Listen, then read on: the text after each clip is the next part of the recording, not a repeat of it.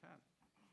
So let's first all stand and remember our veterans and a moment of silence, please.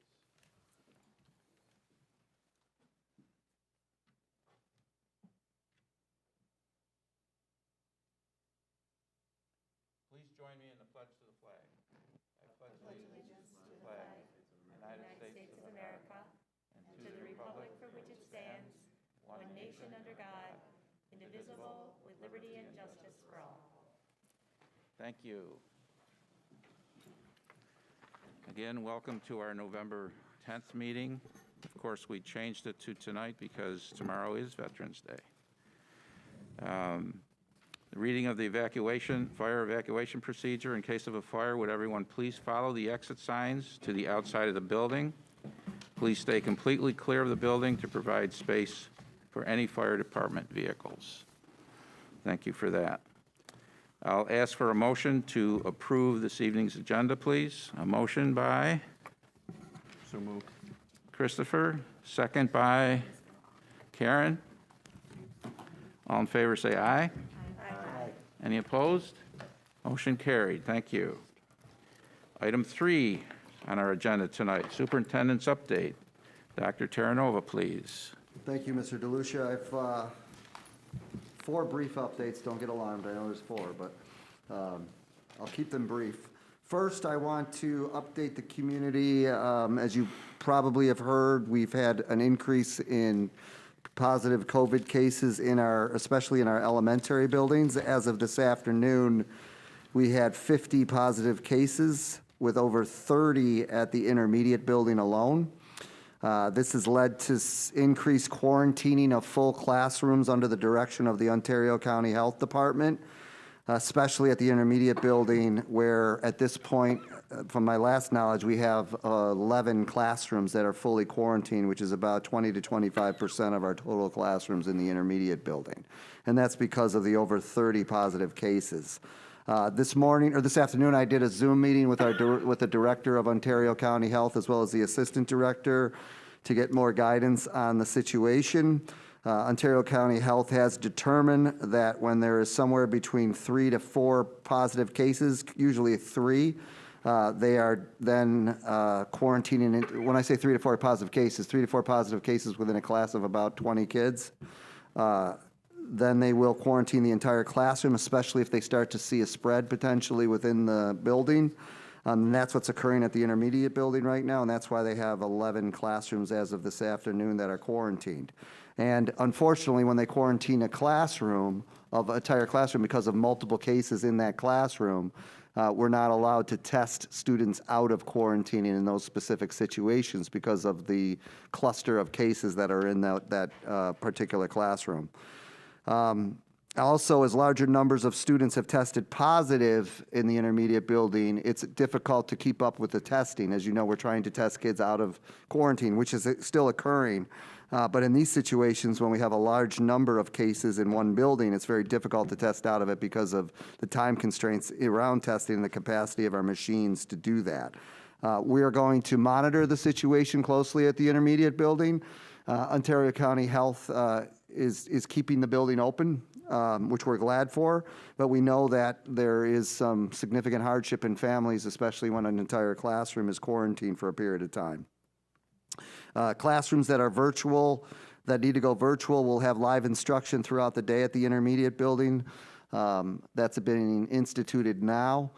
And overall, we're going to work extremely hard to keep up with the testing and try to get as many kids in school, even if they were exposed, as long as the health department allows it. We have to look at, according to the health department, they want to monitor the cases over the next 4 to 6 days, and hopefully we're going to see a decrease in those cases at the intermediate building. They did say that new vaccines for children 5 years to 12 are now available, and if a family chooses to have their child vaccinated, and of course that's a family choice, not ours, the health department will not quarantine their child if exposed to a positive case, as long as the child does not have any symptoms and they're fully vaccinated. That's something that the health department is going to publicize in the very near future. So I wanted to give an update to the community around our situation. I appreciate Again, as always, the families dealing with this outbreak, so to speak, and the ability of families to try to manage it as their kids are home, which is incredibly difficult. And certainly I appreciate our staff and leadership group in dealing with the situation and being as transparent as possible about it. I also want to give a quick update. So number 2 is the strategic planning meeting. We had our second meeting on Tuesday, which was yesterday, approximately 35 members of the committee, where we did some real significant work analyzing trends from focus groups, surveys, and interviews that occurred by the community over the summer. We're taking all that information and we're forming categories, major categories. Our facilitator calls them the big rocks of items that the committee will begin to flesh out and turn into elements of the strategic plan during the 3rd and 4th meeting. So if you remember, we're planning to have 4 full-day meetings of the strategic planning committee. We just finished our second one. We hope to have a rough draft of a strategic plan ready for the Board of Education by January 1st, and then that plan will certainly help us tremendously in terms of what we focus on in our district. Third, I'd be remiss if I didn't give a special thanks, and I know we're going to do more of a thanks a little bit later in this meeting, but personally I want to thank all of our veterans on Veterans Day, which is tomorrow. Honor all of our military members who have served in the U.S. Armed Forces, thanking them for their service and their incredible dedication to our country and for keeping us safe. And lastly, we weren't able to do this last month, but thanks to Aaron Isaacs, we have a brief video of appreciation for our Board of Education. Last month in October was Board of Education Appreciation Week. And again, we weren't able to do this as part of the celebration last month, but we felt it was appropriate with all the work that this group does in guiding our district forward to show this brief video of appreciation. So I'll turn it over to Aaron, who will show the video.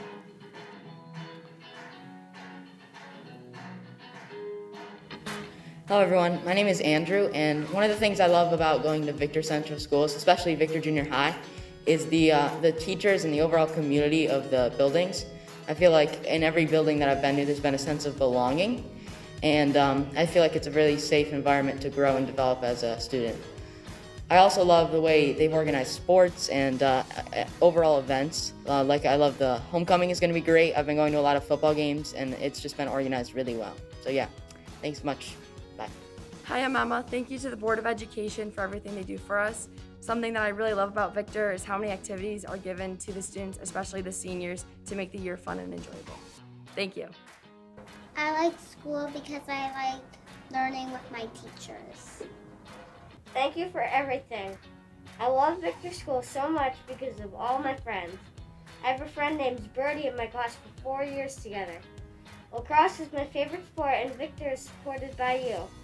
Thank you, Board of Education, for everything you do, including anything I know. I wouldn't be here without you. And if I wasn't here, I would not be good at reading, writing, or math. Thank you. Hi, my name is Ellie, and I love going to Victor. I think that the school has so many clubs. They have all the things that you need to be successful in school. I also love that they have many different opportunities for you to do as many things as you want, such as the clubs, going swimming, we have our own pool, just everything that I think everything is great about Victor.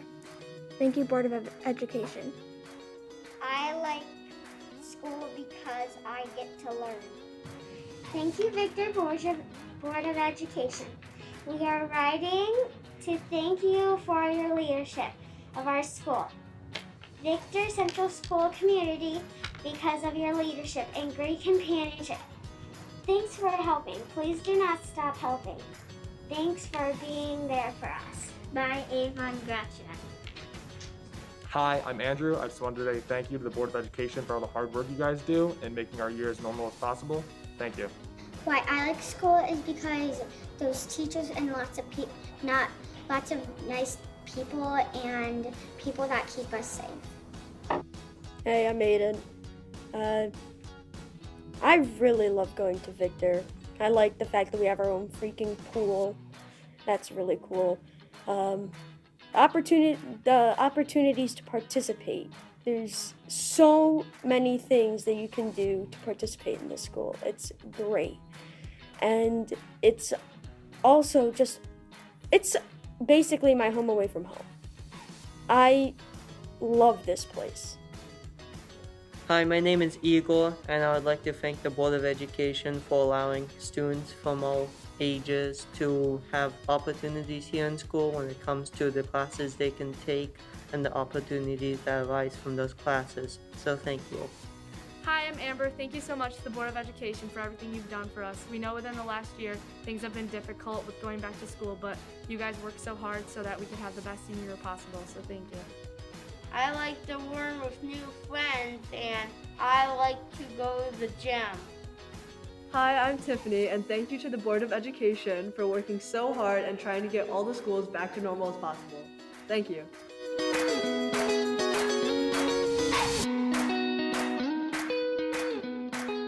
Who participated, and certainly Aaron for making that video, but especially thank you to the board.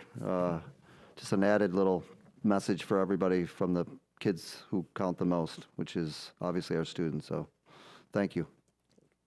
That's my superintendent's update. Hey, that was great. Thank you so much. Yep.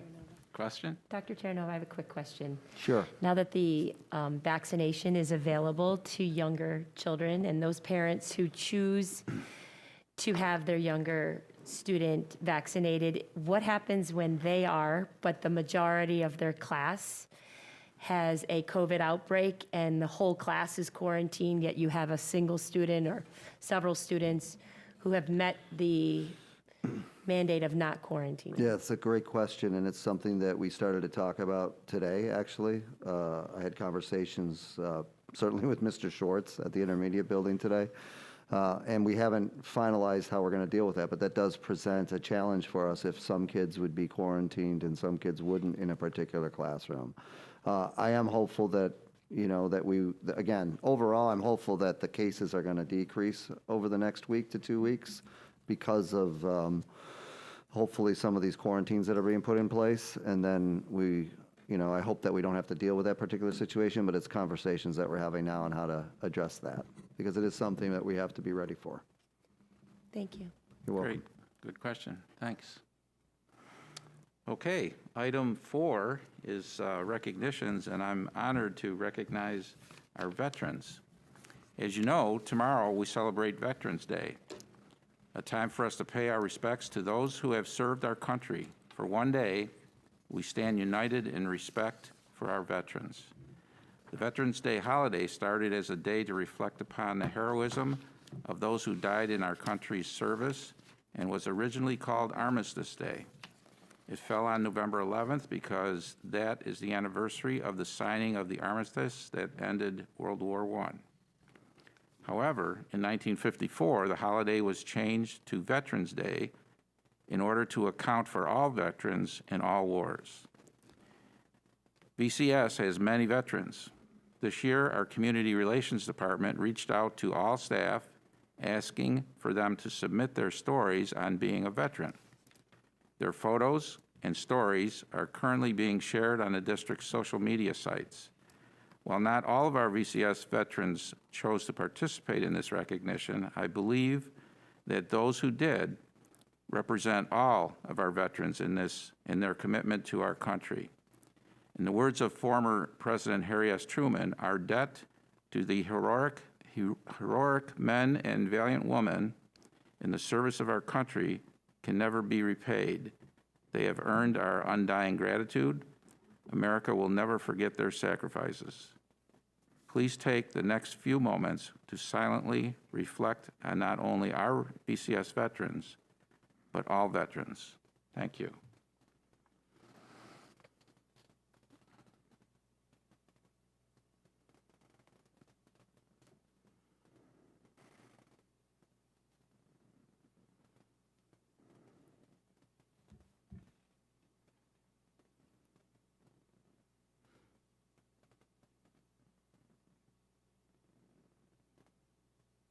You're missing the screen.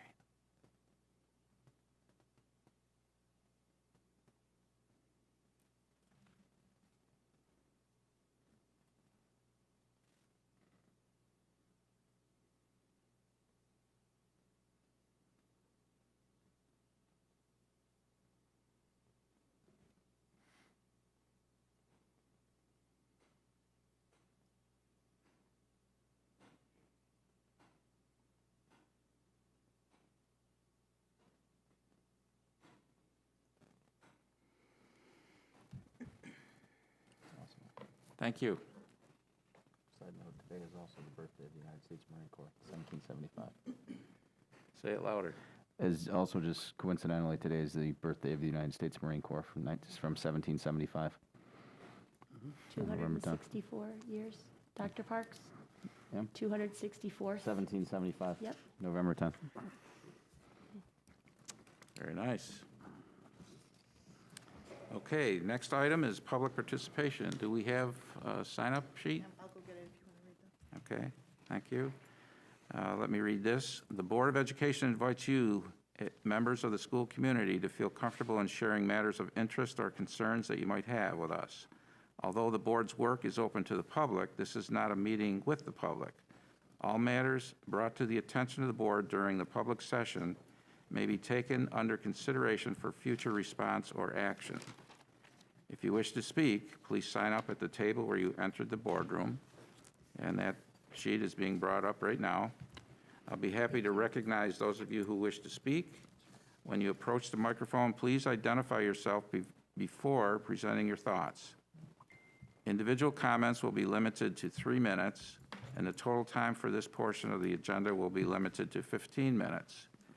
Please note, issues related to specific school district personnel or students must be brought to the attention of the superintendent of schools privately, as they are not discussable at this venue.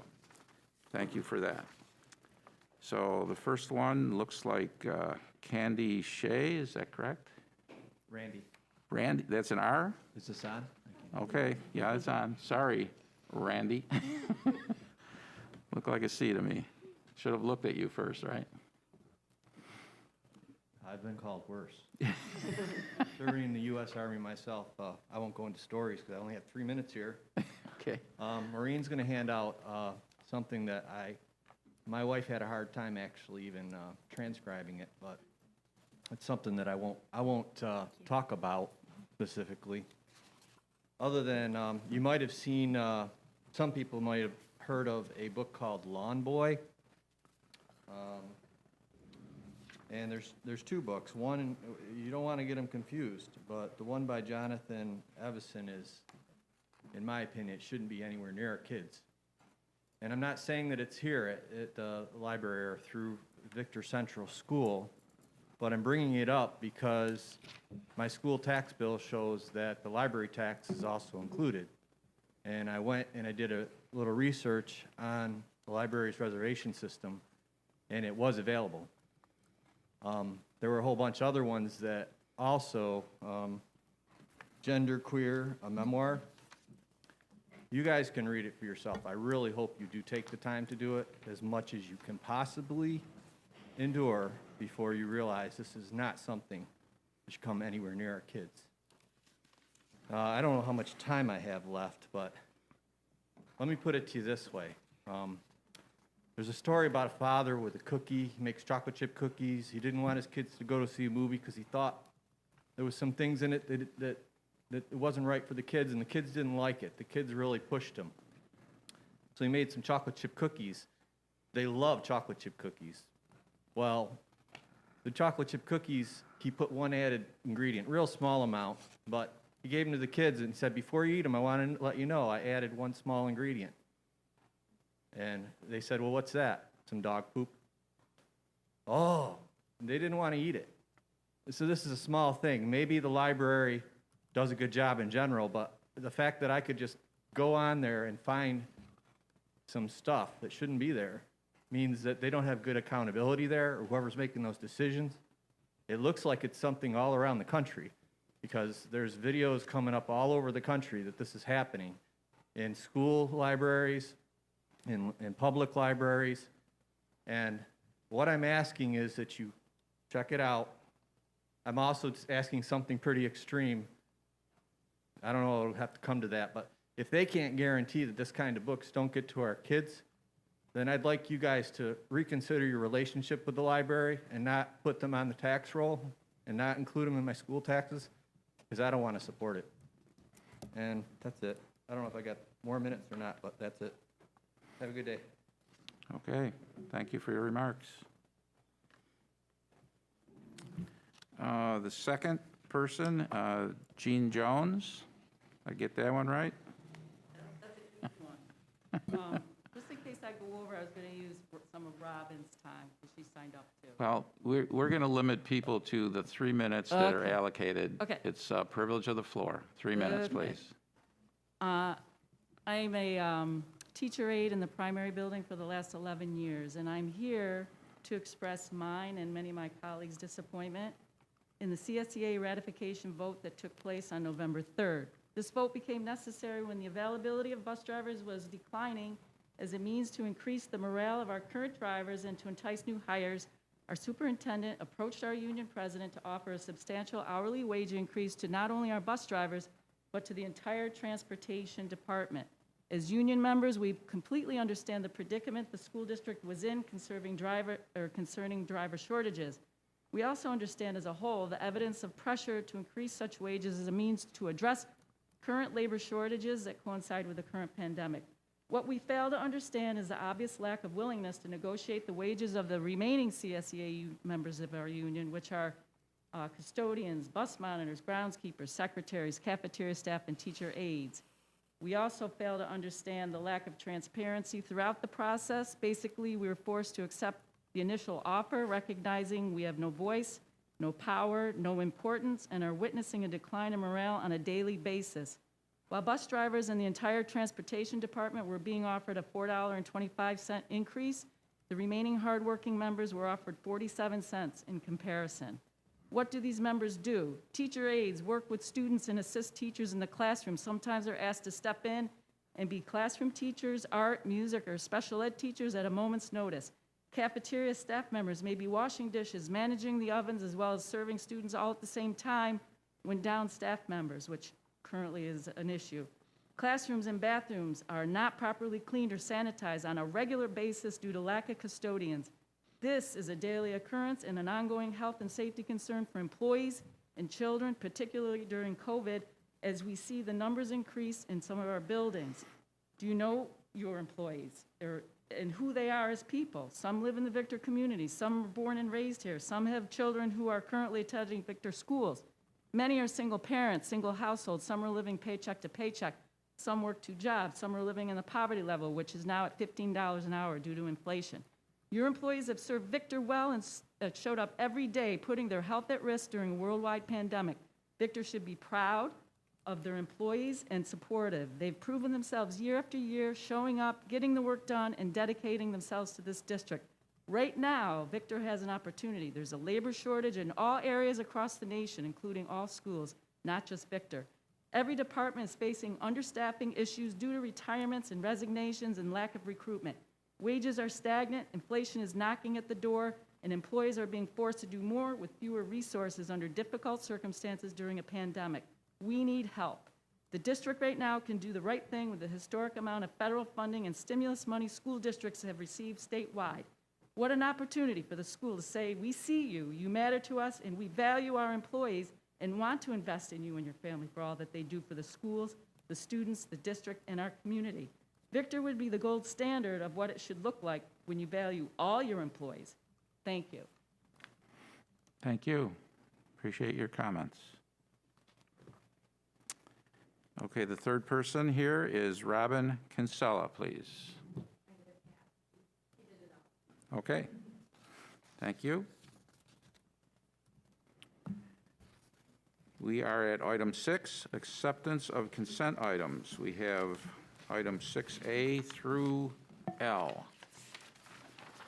So if I could please have a motion to accept consent items, please. A motion by Karen, second? Kristen. Any comments or questions about these items, please? I had a comment. Okay, Karen? The acceptance of the tax collector's report, I wanted to give a shout out to Nicole Ritz, who worked really hard on getting us the reports right up until today. I also had a question regarding the facilities committee recommendation. Not sure if I just... Mr. Valise could answer. Okay.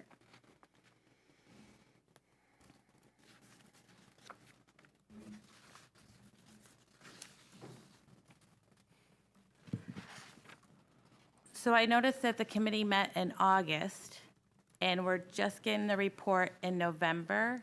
Was there a delay just due to pricing and Yeah, such? so when the facilities committee met, we were looking at high level.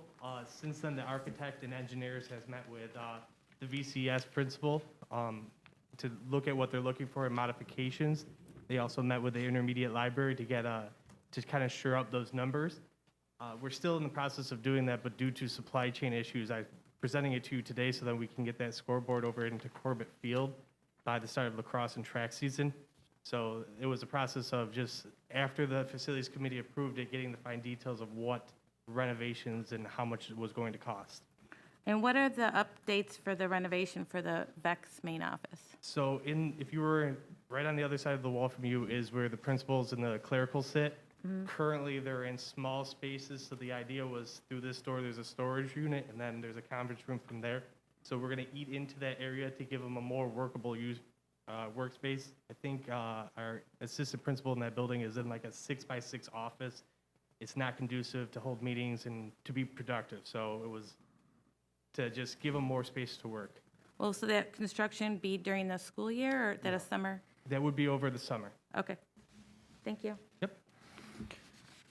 Other questions on these items? Mr. Valise, you want to stay, sorry, you want to stay up there and just give a brief update around the 22-23 budget development calendar, which is also part of the consent agenda? Yeah, so today I'm looking for approval on the budget calendar. This is a very high-level thing, so this meeting is to just establish the calendar, and then starting next meeting, we're going to look at goals of what we would like to accomplish with the budget. And then in the beginning of it, I'm starting towards the end, Friday next week, working with principals about non-personnel items. So we're talking about supplies and materials, equipment, contractual needs of each individual department and building. In the meantime, Mrs. D'Angelo is having meetings with the principals and the directors to figure out our staffing needs based off of student needs as well. So she's working on that, looking at enrollment numbers, trends, class sizes in the upper grades. And then from there, towards the end, like January, February, we'll start talking about personnel-related items. And then we'll start incorporating some of the thought partners, and hopefully by April, we'll have a better idea of the revenue, and we can adopt the budget in April. I actually had another question. The MOA that we had for Civil Service Employees Association, I noticed that the tax collector was not listed in that group. Yeah, so tax collector is only a part of her. She's accounts payable. Her title's not listed in there, but she has all the benefits of that contract. So any type of salary increase, Mrs. Ritz will also receive. Okay. Thanks, Mr. Valise. Yeah. I just wanted to give a quick update Sure. on the personnel agenda. Want to congratulate and recognize our two appointees for assistant principal that the board met this evening. Thomas Cheevers is recommended to be the assistant principal of the intermediate building, replacing the legendary, replacing Michelle, Michelle Maloney, who's one of our legendary assistant principals and has been here for many years, and I think is actually going to present tonight, and we're going to, when she does that, I'm going to just say a couple words about her. And then Jennifer Grimes is our recommendation for assistant principal at the high school. So both Jennifer and Thomas are on the personnel agenda. I also want to recognize Lisa Phillips, who's done a phenomenal job as our data coordinator, who's moving to Wayne Finger Lakes BOCES. She's going to be a big loss because that's a significant position, and she has done an incredible job in it. So she's going to be challenging to replace, but we hope to find a strong replacement in the next month. And 3 retirements I want to recognize: Deborah Hill, our school bus driver, who's retiring effective November 29th. Lisa Hinman, our head school bus driver. Lisa and Deborah have done an incredible job in the transportation office for many years, and they're going to be a great big loss. But Lisa is also retiring November 30th. And John Grassi, our informational technology network analyst, is retiring as of April 29th. So the good news is we get John for a few more months. But these are all positions that you don't hear a lot about. They're positions that don't get recognized. But if these individuals weren't phenomenal at their jobs, we would be in big trouble. So we have a big job ahead to replace them. So I just want to recognize those individuals on the personnel agenda. Great, thank you for those comments. Anyone else? See no more. All in favor, say aye. Aye. Aye. Any opposed? Abstentions? Motion carried. Thank you. Item 7A is campus news. So go ahead, Heidi.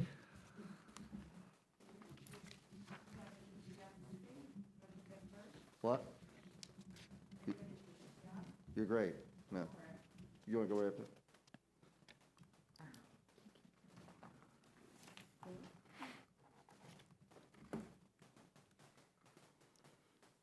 I thought we'd start youngest to oldest, and I mean Oh. children, not to offend anyone over there. Yeah. Let's not let Tim control that. We can do whatever we want. Good evening to everyone. For those of you that don't know me, I'm Heidi Robb, and I'm the principal at the primary school. I want to start off tonight just by saying thank you to all of the primary school staff. I know many of them aren't here, but this has been great to have all of our students back this fall, but it has come with a variety of challenges, and certainly you heard those at the beginning of the meeting when Tim discussed some of the COVID concerns. Teachers rarely have all of their students in their classroom on a given day, and many of our teacher aides are constantly covering someone else's schedule and different things like that because some of our staff is out. And all of our staff is working with students that are coming to school with some pretty significant social, emotional, and academic needs. And we know that everyone has so much on their plate and is stressed all of the time, but I couldn't be more proud to be a staff member at VPS. I'm new in the building, but I've quickly learned that the VPS staff cares so deeply about all of our students. They show up day in and day out and work so hard to meet the needs of all of our students. And I cannot thank them enough for everything that they're doing every single day. I'm so incredibly grateful to be a part of that team at the primary school. A few more updates. Our students have been enjoying the new playground. I thought maybe I had mentioned that last month. When I looked back at my notes, I didn't bring it up. The playground has a little instrument section. It has a kind of a bouncy slide. And if you ask most of the students, they'll tell you the best part is the spinny thing. So I will not step foot on the spinny thing, but it looks pretty cool. And it's so great that we had to give a few reminders about social distancing on the spinny thing. So you'll have to check out that playground if you haven't done so yet. Our observations are in full swing in the building, which is wonderful because it gets me into the classrooms. I've had the chance to see some second graders exploring attributes of rectangles, and they're also using very precise vocabulary to talk about what a rectangle is. So saying that, rows and columns, and it works with an array too. Our third graders are learning about how text features can help them better understand informational text. And in all of these classrooms, our students are really working hard to understand school routines, because that's actually new to some of our students. Outside organizations are able to use our buildings this year, which has been really exciting. In the evening, we have so many robotics teams in the building, and I know so many of our students love to do that, which has been a great addition. We also have the YMCA before and after school program in our building this year, which is nice for some of our families to take advantage of. The Girl Scouts are there one day after school, and soon we will be having a chess club there as well after school. So some great opportunities for our students. Lastly, I just wanted to share that one of our students, some of you may have seen this on social media, had a father who was away for several months and surprised him. He's in the military, surprised him. I think it was after 13 months. I don't know if I have that accurate. With a welcome home at school. And the son had no clue this was happening. And for those of us that were lucky enough to witness that, it was just such a beautiful moment. And I know that happened at the intermediate school as well. And so I would just be remiss if I didn't take this time to say thank you to our veterans. Yeah. Thanks. Great. Thank you.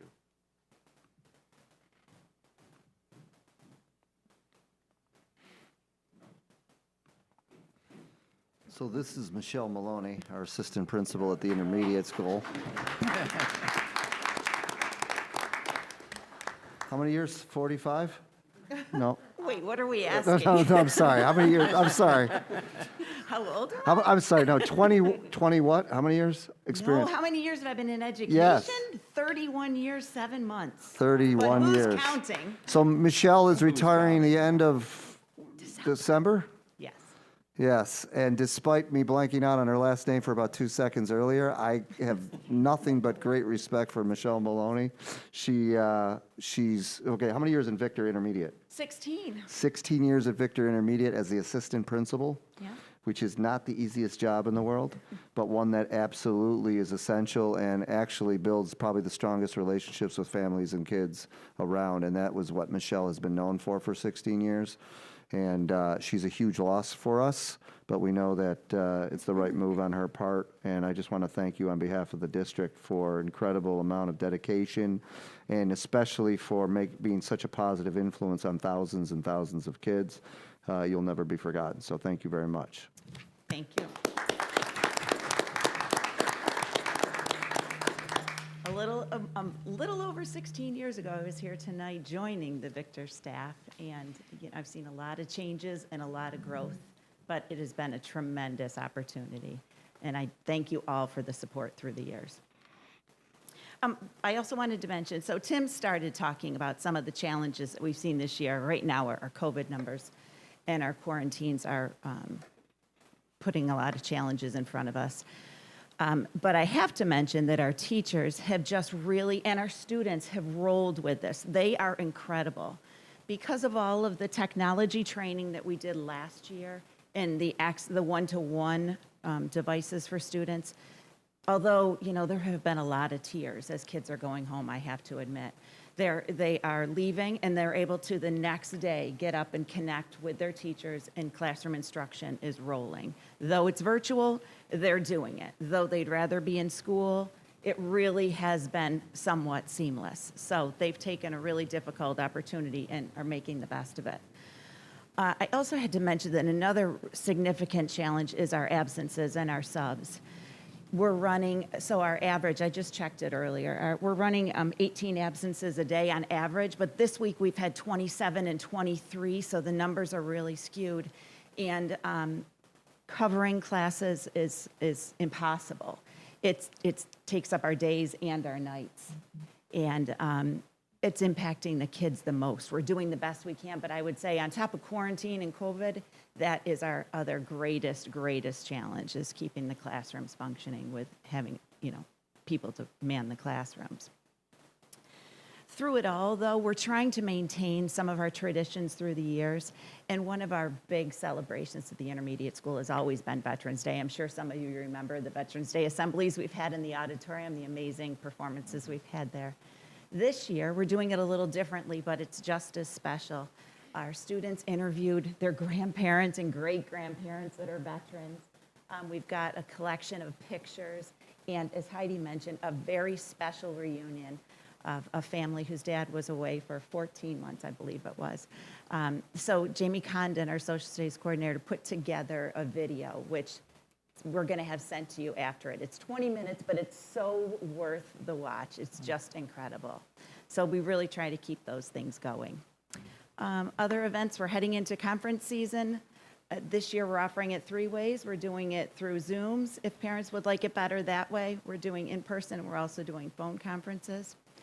And I also have been getting into the classroom and noticing some wonderful things. I know Kevin mentioned last month our WIN pilot at 6th grade. It was great to get in and see the students. Now they're planning their trips to the countries that they have selected, and they're talking about how much money they need to bring, and they're doing their ratios, so they've got their mathematical calculations with how much money they need to bring for their trip. They're buying their plane tickets.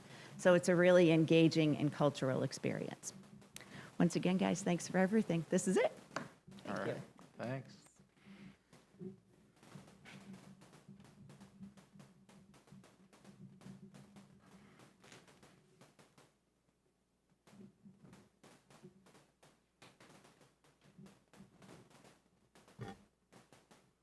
Good evening, everyone.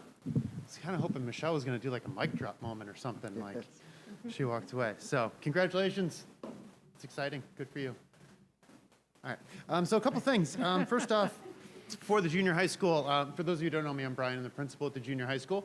I want to thank Kristen Williamson for helping connect our social studies teachers today with two folks who came to us to kind of talk about best practices with social emotional learning in creating culturally accepting and responsive classroom environments, particularly as we know that our curriculum is moving into the direction over the next couple of weeks about really talking about some potentially sensitive issues. So I had a chance to sit in on that. I know Brian Siesto is going to mention it as well. He was able to sit in, but just a really high quality program that our teachers really directly benefited from. And so I want to kind of thank her for helping bring that resource to us today. And there's a good chance we may look to expand that a little bit into some other departments as teachers are starting to have questions around the skill set that they want to continue to develop. So I also would be remiss if I did not mention that the school musical, the Spongebob the Musical, opens next week. So tickets are on sale now. We are super excited that a few years ago, as you know, the board was gracious to be able to get us an annual musical. We had been every other year for a very long time. And we had a little bit of a blip last year for all the obvious reasons. So we're really excited to be able to get a live, in-person show for our kids. There'll be 3 performances next week, and they are through the roof. And I know Aaron's working hard on that as well. But that's just going to be a great production for us. And then the last thing I'm going to talk a little bit about tonight is the enrichment program at the junior high school. I know there's a sense that at some point along the way, an enrichment opportunities for kids had been sort of eliminated from the junior high. So I want to talk a little bit about that. That's not the case, and talk to you a little bit about the enriching experiences that we are putting together for students at the junior high. Traditionally, we offer enrichment opportunities through teachers creating courses and activities that students would take in lieu of a study hall. And that's always based around teacher capacity to offer those. So in a year where a teacher may be able to say, I don't need to have as many supervisory assignments, study halls, cafeteria duties, they'll then use that same time to create opportunities for kids who would then sign up. They're not graded classes, they're really there for an enriching experience. Any student can access those as long as it fits within the schedule. This fall, we had to make the decision that we could not do that same approach at the beginning of the year due to the fact that we had so much more supervisory need, particularly with moving lunches into classrooms to alleviate congestion in the cafeteria. That more than tripled the amount of cafeteria supervision that we needed. So what we have been doing is we don't want our students to miss out on opportunities. We created, along with the PTSA, partnered with them to create a Lunch and Learn series. We had our first today. Scott Reinhardt, who lives in town, former principal at Calkins Road in Pittsburgh, is an adventure self-guided traveler. He came in and spent his day with our kids. We had about 25 students take advantage of this, got them pizza lunches, and they learned all about his self-guided trips through Peru and through several in Honduras and a few other places to kind of instill the idea that you can get out and you can actually sort of do these things on your own. Really interesting stuff. Other Lunch and Learn opportunities we have lined up. We're working with the Rochester Engineering Society and the STEM Bridges program to bring someone in to the junior high school to be able to provide a lunch and learn opportunity around careers in STEM and in engineering. We also in the also in the fall, we've went over in the fall, the dietetic intern with Alex Teeple is going to be coming in and talk about sustainable farming practices and how young people can kind of identify the healthiest food choices available to them. So that's going to be another lunch and learn opportunity that we're going to put together before Thanksgiving. So we'll have at least 3 in the fall semester. As we get into the spring semester, I've been talking with Brian Emelson from the Victor Hiking Department and Trails, and he's going to come in and do some work with kids around opportunities to get out and explore their own community, and a lot of the really exciting things sort of happening in the Victor Trails group. And that's also going to be connected to a local mountain bike organization that organizes trips for kids throughout the spring and summer to get kids access to trails that they might not be able to get to without sort of transportation and equipment support. And then Rochester Writers and Books is looking to come in the spring as well to do some workshops with kids around the art of creative writing. And then also that kind of dovetails with some opportunities that kids might want to engage in that community. So we're trying to find things for kids who are looking for their tribe, so to speak. And in the spring, we're also going to be running the more traditional enrichment type courses within culinary arts, fitness and nutrition, histories, mysteries, and then also we're developing one. It used to be called board games, but it's really kind of a math slant, so we're trying to repackage the name of it. But essentially, it's game-based learning within mathematical practices. So those will all be things that will be a part of our second semester.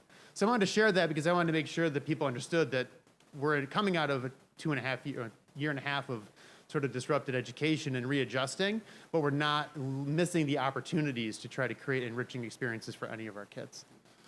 So, and with that, I think Mr. Sestio is up next. Thank you. Have a great night. Yep, thank you.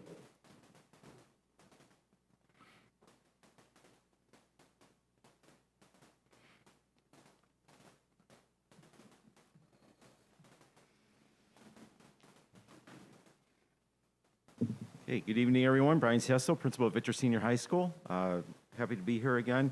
Just a few updates. I'm going to kind of tail off of what Brian said about the professional development that we were able to go through today. I want to thank Kristen Williamson for pulling that together.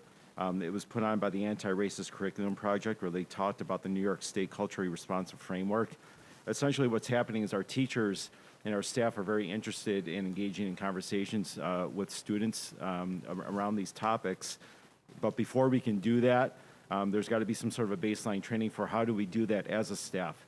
And the two presenters who came in today, Keisha James and Shane Weigand, just did a phenomenal job about really doing an introspective search about what our comfort level is, where we are with our own backgrounds. And they really kind of did a step-by-step process for us to get comfortable in talking about these topics, so that we don't feel afraid to approach them with students if they come up in conversation in the classroom. And I thought it was really, really good. It really pushed our thinking around social emotional learning, as well as diversity, equity, and inclusion. And so I thought it was very worthwhile. I was there for just over half of the training, but Kristen, thank you very much for doing that. And I also want to thank Karen Finter, because last week Karen did professional development for our faculty about childhood trauma, coming off of COVID especially. It was very well received. So last year we spent a lot of time focusing in our building on grades and making sure that kids we're keeping up with their schoolwork. This year, while we're still focusing on the academic portion, we're really shifting over to the social emotional piece for learning as well. So I want to thank our two directors for everything that they're doing to support that learning with us. Last month, I also talked about our wellness club, and what I'm going to try to do is highlight a different club every month. And this month, I want to talk about the Ghost Hunters Club.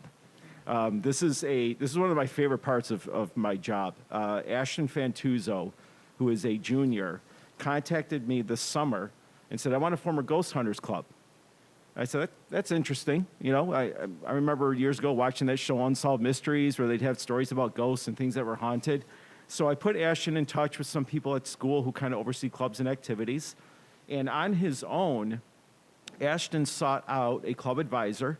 It's Amelia Pass, who's one of our special ed teachers. She is working with Ashton. Ashton made some posters to publicize the first meeting, which was back, it was last month, where we had the very first meeting of the Ghost Hunters Club. And I went to the meeting, not knowing, you know, it's a brand new club. How many kids are going to show up? Maybe 3 or 4. I think I counted in that first meeting, there were 27 kids who showed up. It was fantastic. We just had our second meeting on Tuesday, and I'm saying we because I'm part of the club. It's an inclusive club where students of all abilities are welcome, and trust me, they're showing up. The goal is to provide a safe, welcoming environment for all students. And at the meetings, they build research and social skills by working in teams to investigate local historic landmarks. We just talked about Valentine the other day, that may have been deemed haunted at some point. So it's a really, really fun club. We meet on the second Tuesday of every month, and it's open to all high school students who are interested in local history, ghost stories, or just simply looking to make some new friends and have a few snacks. So I know that we invite board members to clubs and activities and events, and I'm telling you, if you have the opportunity to stop in for one of these club meetings, you will absolutely love it. So I want to thank Ashton and Amelia for making this club move forward. So it's a great part of our monthly agenda. I also do want to mention that a couple weeks ago we had our senior Halloween party out here at the ECS parking lot, where we had, I think, 25 to 30 senior parents who came. And what the kids did is they dressed up, they went around, and they call it trunk or treat. We did this last year where they go to the cars and get a little treat from the parents. So I want to thank the senior parents and the senior class for still engaging in some new activities to make this year as normal as possible for kids. I get a lot of questions about, graduation, senior trip. We're very, very close to finalizing the date and location for graduation, and also finalizing plans for the senior trip. The senior trip's a little bit more tricky because traditionally we've done New York City, but we're trying to keep up with the regulations that they have for New York City. So we want to make sure that we can pull something off that's going to be great for the kids and at a location that we know is going to be safe and inclusive for students. So I'll give you more information as we get it. So thank you, everybody. Thank you to our staff, our board, and to our veterans. Thank you. I actually have the ECS update. Okay. Is that okay? Yes, so Carrie Pender, our principal at our early childhood school, is not able to be here tonight because her son Owen, who's a senior, is currently at the beginning stages of the final sectional match for volleyball, where Victor is playing against Penfield, I believe, in Webster right now. So she's not able to be here. So she's charged me with the campus news for the early childhood school. And just want to go over a few updates. Open house, they had a great turnout. Teachers and families are happy to be together again in person, celebrating the learning and growth of all of the students. She wanted to recognize the inquiry program that's up and running for our first grade students. This month's inquiry was Apple Mania. Students explored the parts of an apple and their functions. Mrs. Caniglio is also setting up special learning opportunities for groups of classes to engage in experiences that enrich and extend their classroom learning, and those will be reported out later there, as we go through the next few months. Certainly, fire safety is incredibly important. And our ECS children experienced a visit from the fire department to teach our kindergarten and first grade students about fire safety. Students also enjoyed a firsthand look at a real fire truck and even got to sit in the cab. And two major, areas of focus for the ECS. One is learning communities. Staff are engaged in learning communities focused on supporting student growth by thinking about two essential questions this year. One, what do we want our students to learn and be able to do? And two, how will we know that they have learned it? So those are two critical questions that are actually part of our blueprint for exceptional teacher practice across the district. And each learning community has chosen a focus area for the year, ranging from social emotional learning and the science of reading to targeted interventions and developing student-led goals. And then the second major focus is the school community team. They had their first meeting, developed this year to focus on meeting the social, emotional, and behavioral needs of all students at the ECS. And the school community team worked on focusing on working together as a school to teach and acknowledge positive behavior and social skills. So that's a quick campus news from the early childhood school, and we wish our Victor boys volleyball team well in the sectional finals tonight. Great. Thank you. You did a nice job with I that appreciate it. responsibility. All right. Next item is item 7B, approve the professional learning plan for 2021-2022. We'll see the presentation first, and then I'll ask for a motion.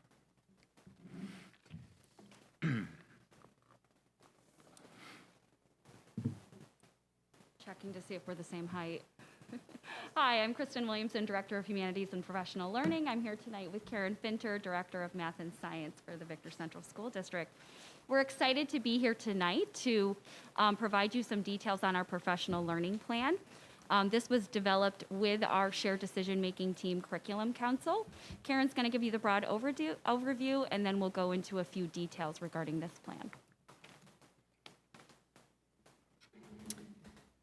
Good evening, everybody. So the professional learning plan is actually a document that's mandated by New York State, and the intent really is to support educators and ultimately students through aligning professional development matched to data-driven need.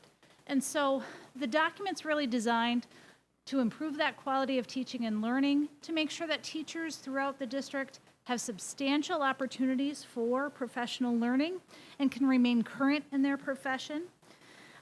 Certainly, needs are an important consideration, and so really using a variety of data to drive the development of professional learning is incorporated into the plan. And certainly holding some expectations around professional learning. Where are those opportunities throughout either the workday or after school, during the summer, during the superintendent's conference days? What are those arenas for professional learning that we can really rely on to grow our practice? And then finally, incorporated into the plan is how this professional learning will be measured. What will be the overall impact and effect of this growth?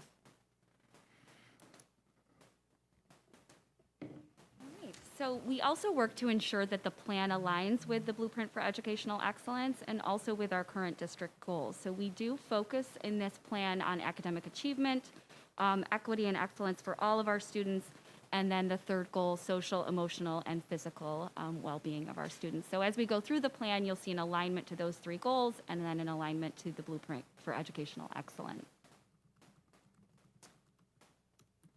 So that first goal really is focused on curriculum, and certainly, you know, for those of us that are involved in the strategic planning process, this certainly is rising as an area of need within the district. And as Kristen and I have joined the team, recognizing that there is some work to be done, not just in format or structure of curriculum, but really the process used to develop it and to really build an understanding curriculum.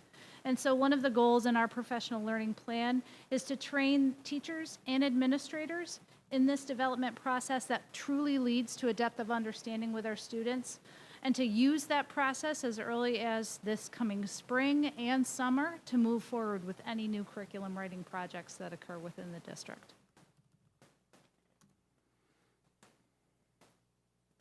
Also, when we think about our student achievement and expanding our professional capacity, we want to think about supporting our teachers in the use of research-based instructional strategies. So we're looking at two areas this year. You've heard actually of both of them tonight. So we're looking at supporting our teachers in using learning targets. This comes out of the research of John Hattie, and thinking about how clarity and what we want students to learn and helping teachers build that clarity has a great impact on our students' success. So this is something we kicked off at the start of the year. Every teacher, pre-K through 12th grade teacher, received training in how to use learning targets, why they're important, and they will continue that work. So we actually have a session next week at the primary school in which we'll continue to refine that. But it's a shift from what are we doing today to what are we learning today, and making that very clear for our students. In addition, you heard a little bit about the science of reading at the ECS, and that's really something we're working on pre-K through 6th grade. And really what I mean when I say the science of reading, it's the body of research that tells us exactly how children learn to read and spell. And when we put that research into the hands of teachers, they can make instructional decisions for their students that have great impact. They can help choose resources that will influence our children, and they can think about a curriculum that's going to have a profound impact on our kids. So we've had over 40 teachers and administrators already engage in that learning.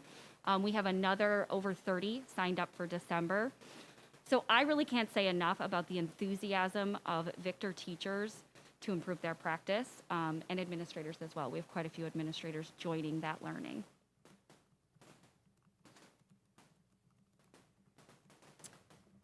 So really, goal number 2 and 3 in our professional learning plan, and we heard tonight as Michelle talked a bit about some of the challenges that the intermediate school is facing through the quarantines, but the bright spot in it really is the foundation around some of the technology use and training that teachers received last year that carried through this summer and into even this fall, in securing not only just how do you leverage the tools, but how to use them to maximize instruction. And so the first ever technology summit this summer that was led by our fabulous technology director, Angela Affronte, before she went out on maternity leave, the workshop sessions, the collaboration with Wayne Finger Lakes BOCES and the support we received from Casey Wagner, really providing sustained opportunities for teachers to continue that purposeful integration of technology, not just for the tool's sake, but to support student learning.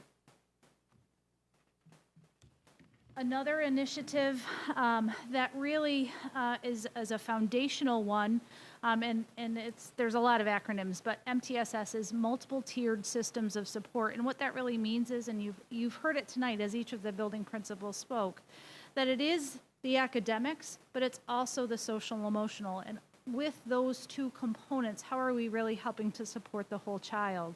And so in the Wayne Finger Lakes region, there's a region-wide initiative around really strengthening district and building multi-tier systems of support. And so each building has a team that will be attending training through Wayne Finger Lakes BOCES. In addition, a district team has been trained starting late this summer and into the fall to really help us to think about what are all of the facets of a multi-tier systems of support plan and how we can leverage components of that broader umbrella to support the whole child. And so right now we're taking small steps, knowing that, again, some of the work in the strategic plan will help to inform this, but really making sure that foundational or baseline training is completed as a part and component of the professional learning plan for the district. And so when we think about our students' social and emotional development, we want to ensure that our teachers are well-versed in the New York State social and emotional learning benchmarks. And so we're looking at a couple of avenues for this learning. We have a comprehensive guidance plan with our school counselors, so providing them the support and training they need to get into the classrooms and provide lessons directly to our students. And then we're also looking at unpacking the New York State social and emotional learning benchmarks with our teachers, so that they better understand them and are able to not only implement them in their lessons, but also weave them into curriculum where it is appropriate. So I was in a fourth grade classroom, so this is already happening in some ways. I was in a fourth grade classroom today and I was watching the fourth graders navigate group work and watching them manage who was gonna take on what role. And I even saw some of them holding each other accountable. And these are high level skills, you know, in the social emotional realm. So getting that kind of teaching and learning into our curriculum for every child will be a goal as we unpack those benchmarks with teachers. Thank you. In 2020, the New York State Department of Education adopted new physical education standards, and our amazing PE department, under the guidance of Dewey Weimer, quickly started unpacking those standards, training our PE teachers on those standards, and in my opinion, they're a little bit ahead of the implementation timeline. They've already started weaving those into their curriculum. So we'll continue to offer that support to that department, learning about their standards, creating curriculum. They're doing everything from sports skills to health-enhancing behaviors, really all the way even weaving into some of the social emotional learning components that are part of the benchmarks as well. And again, as mandated by the state, additional programs that are included in the broad umbrella of the professional learning plan include our mentoring program here in Victor, what types of professional development and training that's mandated around school violence prevention and intervention, and then how are we helping to support our English language learners and their teachers by providing professional development that's uniquely matched to their needs as well. And so really the intent of this document is to showcase what some of the great work is that we're moving towards, aligned to the blueprint with our professional learning plan. And the goal will be to have additional data and metrics back through our curriculum council to look at the progress that was made this year, the impact that this work has had on our students and our student achievement. And annually, this plan will be updated and brought to the board for consideration. So we thank you very much for your time tonight. Kristen, was there anything else to add? And so at this point, we'll open the floor and then ask that you consider this plan for approval tonight. Okay, thank you. Let's begin with any questions anyone might have. I just want to acknowledge the fact, Karen, that you're on the strategic planning committee, and that's a huge time commitment, and that's a huge process, and there's a lot of information rolling out of that. And I appreciate the sensitivity that my knee-jerk reaction was, this is kind of a cart before the, horse before the cart, kind of, because that strategic plan drives, because it's so data-based and so much information that shows where our strengths and our weaknesses are.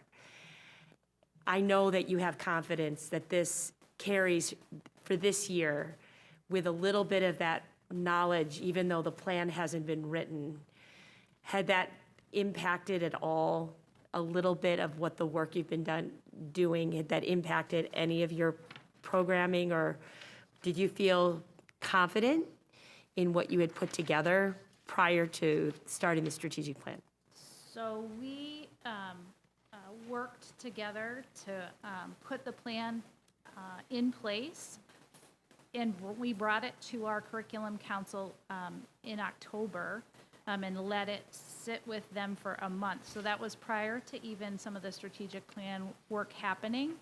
I think a lot of it stemmed from, as Kristen and I came into Victor, and just through conversations with building leaders around some of the needs, conversations with our teachers around some of the needs, it really is, I think, supportive of what we hope will come out of the strategic plan as well. It's the first step in that overall bigger direction that the strategic plan will be taking us.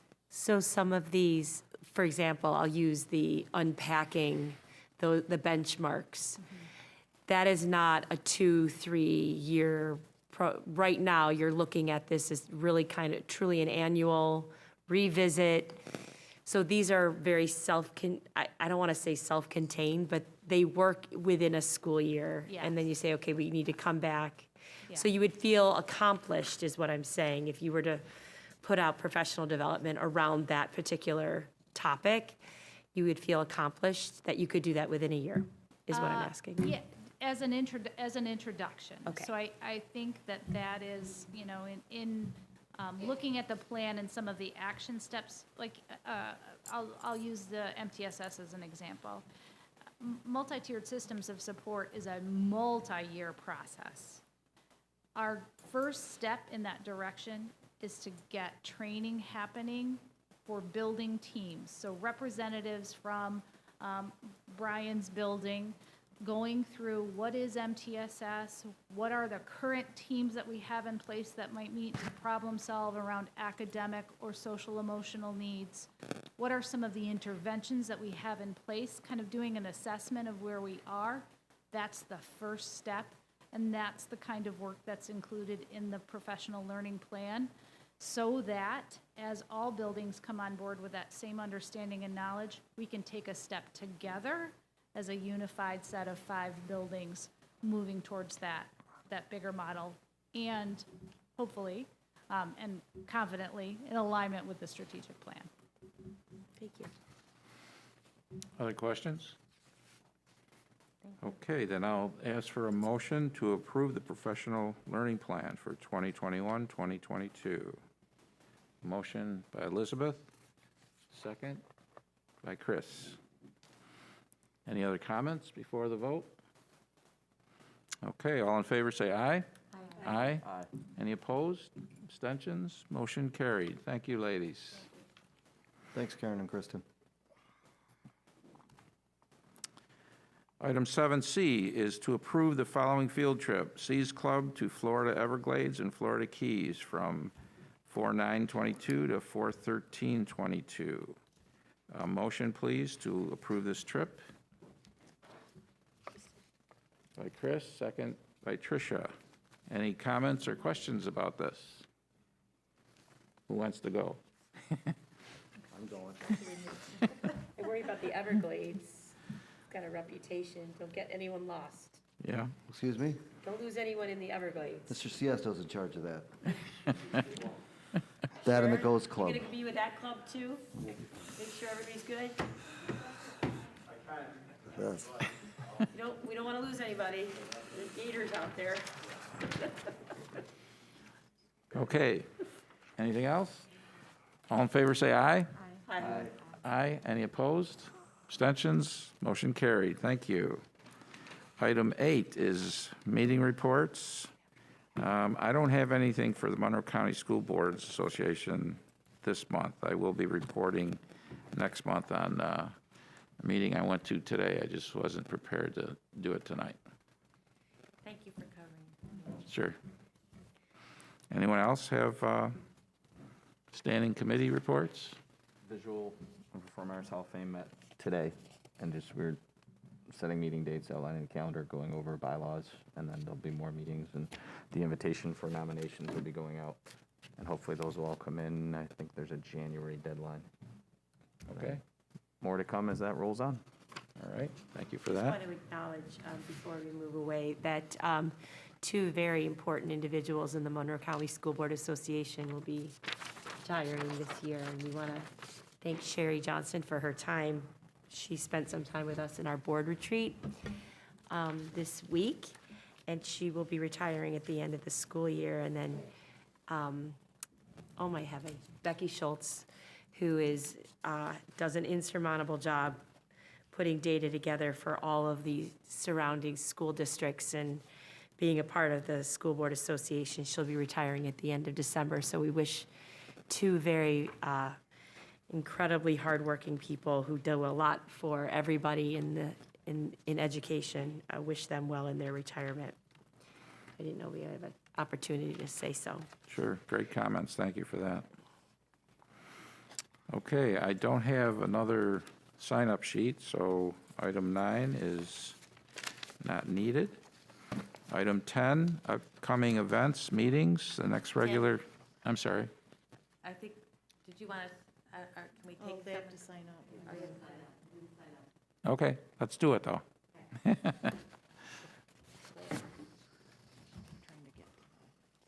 the thing in the back.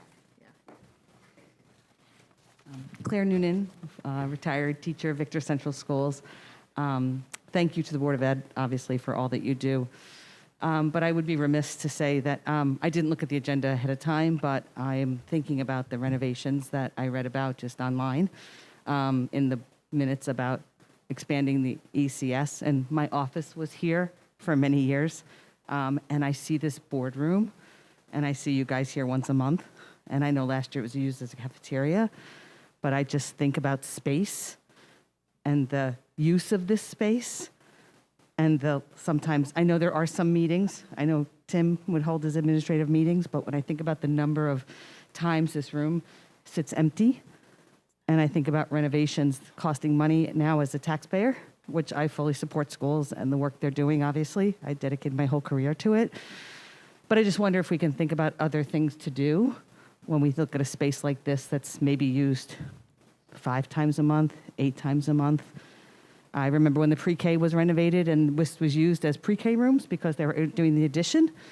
And it was great to have this space, but just as and forget the taxpayer piece, just as a teacher and an educator, and I see this lovely space. But I know for months you were at the intermediate building and then you were up at the high school, and it just feels like when we think about resources, and I know working in Victor, lowest per pupil expenditure, our budgets are much less than every other area district by $10, $15 million. So I am not in any way suggesting that we waste funds. I've lived it. I know we don't.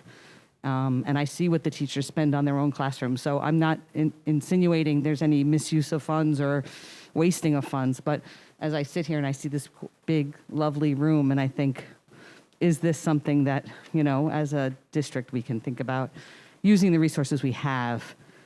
And $600,000 in a $60,000 and $70,000 or $1 million budget, I know is not a big chunk, but I just want people to think that outside of the box thing, which is an overused term, but I do feel like that might be something to think about before we move ahead and, an office and renovations and cost.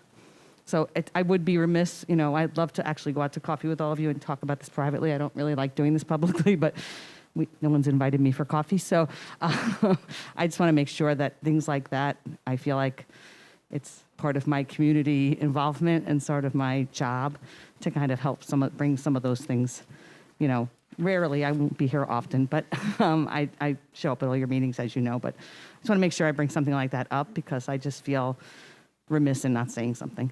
So thank you for your time. Okay. Thank you, Claire. All right, then back to 10, next regular board meeting, Thursday, December 9th. And that is it, unless someone else has anything. So a motion to adjourn? We don't need to enter back in executive session. No, we covered it. Yep, we're good. Moved by Christopher, second. By Chris, all in favor? Aye. Any opposed? We've had a meeting. Thank you.